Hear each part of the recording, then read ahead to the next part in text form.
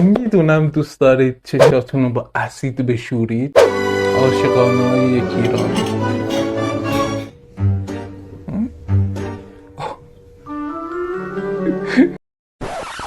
سلام، چطورید بچه ها؟ اسم من سمایل و به کانال سم آور خوش اومدید. امروز واسهتون رفتم از اکسپلورم ویدیو آوردم. برای اولین ویدیو فکر کنم خیلی خوب باشه، همدیگر رو بهتر میشناسیم. رقص 400 پای شدنم تو درستید؟ نه برام سوال پیش آمده، تو درستید یا نه؟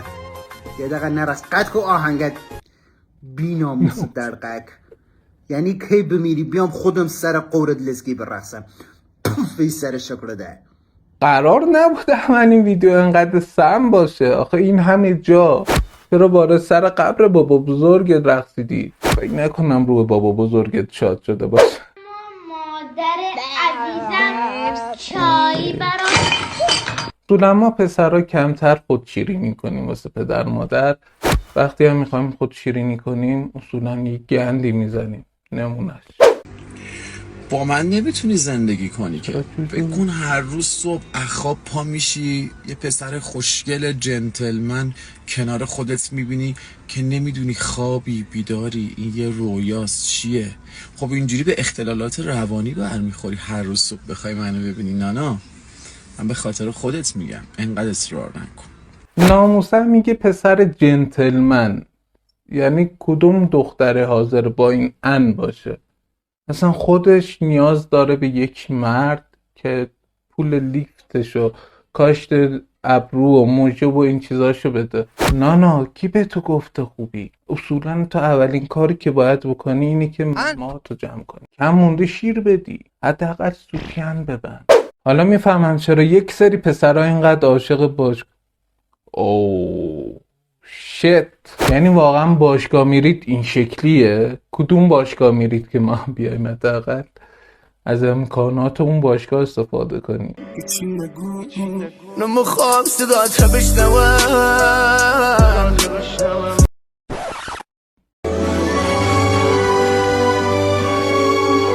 عاشقانه های یک ایرانی.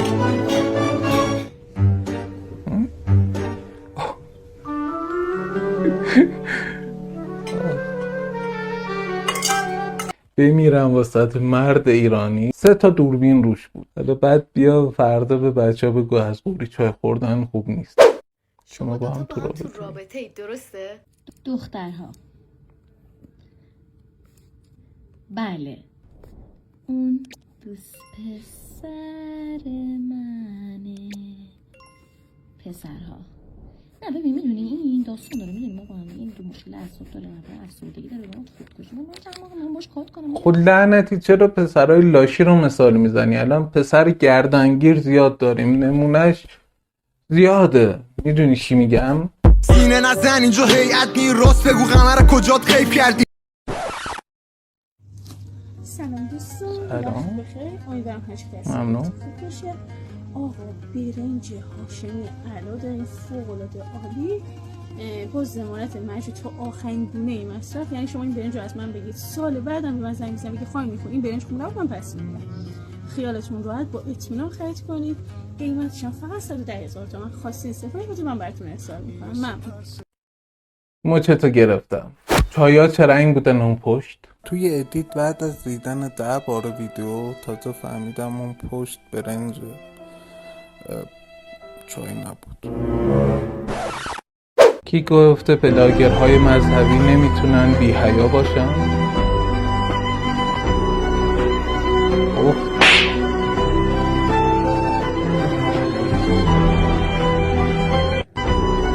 میدونم دوست دارید چشاتون رو با اسید بشورید. میدونم، اینو درک میکنم. این محتوا اصولا ساعت 4 صبح به من پیشنهاد میشه. یعنی من اینا رو 4 صبح میبینم. حیف تنها ببینم. به نام نامی یزدان. به نام نامی یزدان. تو را من برگزیدم. محمود چندش محمود تو رو من برگزیدم. از میان این همه خوبان. از میان این همه خوب. علاوه بر این که دیگه به درد نمیخوره این دنیا، ولی قبول کنیم بازی این آقا محمود از محمد رضا گلزار بهتر. همه گفتین این چند روز کجایی، چرا استوری نمیذاری؟ میخواستم بهتون بگم بفرمایید تصادف کرده؟ من به خاطر این استوری نمیذارم، به خاطری که پدر بچم، کسی که شوهرمه، کسی که همدمم درکم نمیکنه. بفرمایید اینم شاهکار این آقا. میبینی چیکار کرده با من؟ کاش این مرد از روی این زمین برداشته میشدن. کفتن کسافت نمیبینی الان فیلم میگیرم. حالا دیدی؟ من احمقا بگو چقدر دلم واسهش سوخت. اینقدر کلی بازی در آوردی یارو کله واسهش نذاشت، دستشش کندی، خدا میدونه چه بلای سرش آوردی.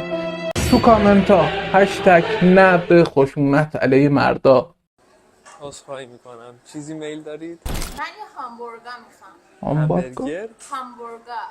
همبرگر همبرگر اشتباهه. همه چیز از شهر هامبورگ شروع. ملوانان هامبورگی این غذا رو به سرتاسر جهان بردن و اسمش رو گذاشتن هامبورگر. پس دیگه نگیم همبرگر، هامبورگر. ببخشید چیزی میل داری؟ بله یه همبرگر. اوبی موبی چیزی هستی؟ من یه سری به یه پسر زشت شانس دادم ولی یه جوری رفتار کرد انگار زشته منم. ما که جاج نمی کنیم، فقط مسخره می کنیم. با این همه آرایش کردی، فیلتر گذاشتی و هزار کوفت زهر مار دیگه، واقعا زشتی. شب عید به همسر جان.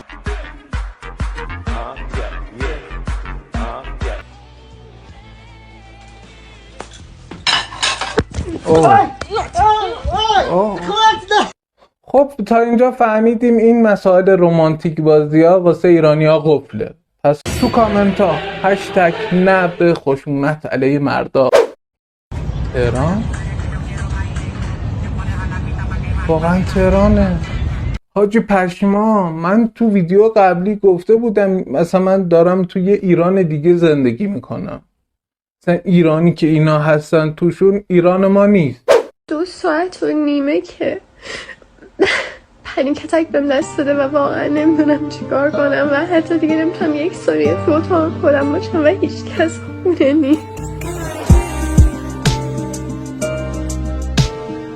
پنیک اتک اصولا یک مشکل روانیه، یعنی یک مشکل ذهنیه که اگه بخوام توضیح بدم بیاد عامیانه توضیح بدم. کاری کرده، میدونی چی میگم؟ تنها تو خونه است کرد. این حرفا چی میزنید؟ من ADHD ام، بایپولارم، OCD دارم، شبا پنیک میشم. بابا بگو کنترل خودتو راحت کن. آره معنیشم این میشه ولی اصولا خواهی. یکی میخوام که لاغر باشه، خیلی چاقی و گنده نباشه، اصلا چاقی و گنده نمیخوام، لاغر هیکل و قیافه بیبی تاری داشته باشه، بیبی فیس، قدش خیلی بلند نباشه، اگه کوتاه باشه چه بهتر، کوتاه هم اندازه من باشه، 1.70 یه درش 2 سانت 5 سانت 10 سانت، یه خیلی بخواد بلند باشه 1.85 دیگه 1.90 2 متر نباشه. آره قد اینجوری باشه، قیافش هم حالا مهم نیست یا لاغر باشه و قدش خیلی دراز نباشه، خیلی دراز دیگه خیلی بد میشه و وضع مالی خوبی داشته باشه. شوگر میخواد هم زندگی کنیم، با هم زندگی کنیم. اگه همچین آدمی پیدا میشه بهم دایرکت بده. مرسی. چقدر براقه. شاید باورتون نشه ولی پسره. قلب من گرفته. یکی میخواد زیاد بلند نباشه، زیاد کوتاه هم نباشه، فوقش 10 سانت بالا پایین باشه، قدش هم 170. قیافه اصلا مهم نیست، فقط پول داشته باشه، کنار هم زندگی کنید. دنبال شوگردادیه، یه پسر دنبال شوگردادی. شوهرم برسم خونه میخورم من. آخه تو چقدر گوگولی، اصلا نمیدونست بخورم چیه، رفته نشسته تو دیگ، نکه شوهرت تاره نخورده تو نمیدونم. گوشت به چه گوشتی، چه سوسوس سوسوس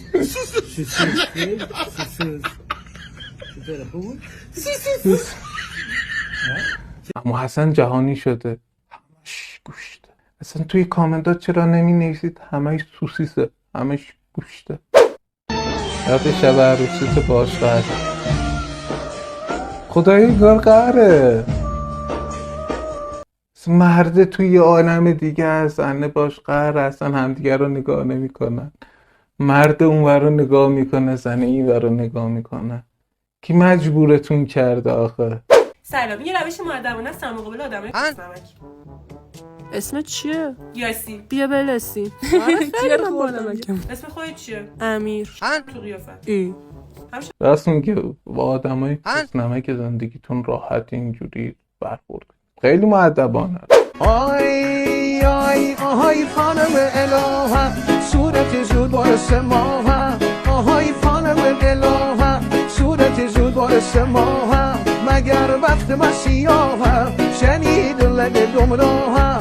مگر وقت من سیاهه، شنید لب گمراه. آی شنید لب گمراهه. من زنشم، معلومه توی خونه حرف منه. من شوهرشم. من زنشم، معلومه پول من مال خودمه. من شوهرشم. زن اینجوریه. من زنشم، من میگم کی بریم خونه مامان امینا، کی بریم خونه مامان تینا. شوهرشم. من زنشم. خب بذار شوهرت یک کلمه حرف بزنه، چته؟ من شوهرشم. بذار منم یه چی بگم. باشه بیا. حتی بعد اینکه گفت باشه نذاش صحبت کنه. اصلا چقدر مردم مظلومن. پس تو کامنت ها هشتگ نه به خشونت علیه مردا. Shot me down, bang bang. I hit the ground, bang bang. That awful sound, bang bang. Oh my baby. شاید با خودتون بگید چرا من میخندیدم. اصولا بعضی پسر که یکم سفید مفیدن و خوشگلن میرن موهاشون میزنن واسه بدنسازی این چیزا، تومه خوبی واسه دیگر مردان و پیرمردهای هوسران میشه. و نکته دیگر هم داره، قیافه شبیه گلشیفته مناطق محروم نیست خدایی. درمان کبد چرب به شیوه طب سنتی، اسلامی و گیاهی. خدای مردم چه فیتیش های مختلفی داره. این چیه داری میگی؟ فیتیش میوه داری، چرا میای ائمه رو میچسبونی بهش؟ اگه میخواید بدونید چی نوشته، میگه اگه کبدتون چربه یک خیاری این سرد میوه گرمای بدنتو میکشه، گرمای بدنتو بکشه کبد چربت حل میشه. دوستای عزیز، امیدوارم که خوشتون اومده باشه. امیدوارم از این سمایی که واسهتون آوردم راضی باشید. مخصوصا این آخرین سم که یه کاری کرد که اصلا من برم یه چند روزی نباشم اصلا تو فضای مجازی. تا ویدیوی بعدی، قربونتون.